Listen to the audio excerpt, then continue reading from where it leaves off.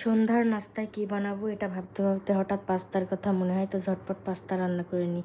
আসসালামু আলাইকুম এভরিওয়ান, আপনারা সবাই কেমন আছেন? তো আজকে আমি পাস্তা রান্না করছিলাম, তো ঝটপট পাস্তা রান্নার রেসিপিটা আপনাদের সঙ্গে শেয়ার করি। তো প্রথমে চুলায় আমি পানি বসিয়ে দিই, সেই পানির মধ্যে লবণ আর একটু হালকা তেল দিয়েছিলাম যেন পাস্তাগুলো লেগে না যায়। তারপরে পাস্তাটা এক চুলায় সিদ্ধ করতে দিয়ে আমি আরেক চুলায় পেঁয়াজ এবং মরিচ বাদামি রঙের করে ভেজে নিই।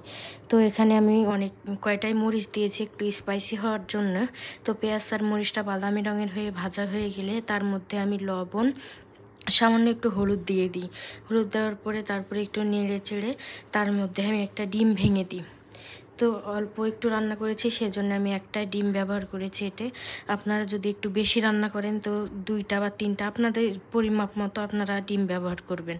তো নাড়াচাড়া করার পরে এখানে আমি নুডলসটা পাস্তাটা সিদ্ধ হওয়ার পরে পাস্তাটাকে ঢেলে নিয়ে ঠান্ডা পানি দিয়ে ধুয়ে দেখেন অনেকটাই ঝরঝরা হয়েছে, কিন্তু গায়ে গায়ে লেগে যায়নি। তারপরে এখানে আমি পাস্তাটা দিয়ে সব একসঙ্গে নেড়েচেড়ে মিক্স করে পাস্তার মশলাটা দিয়ে নিই।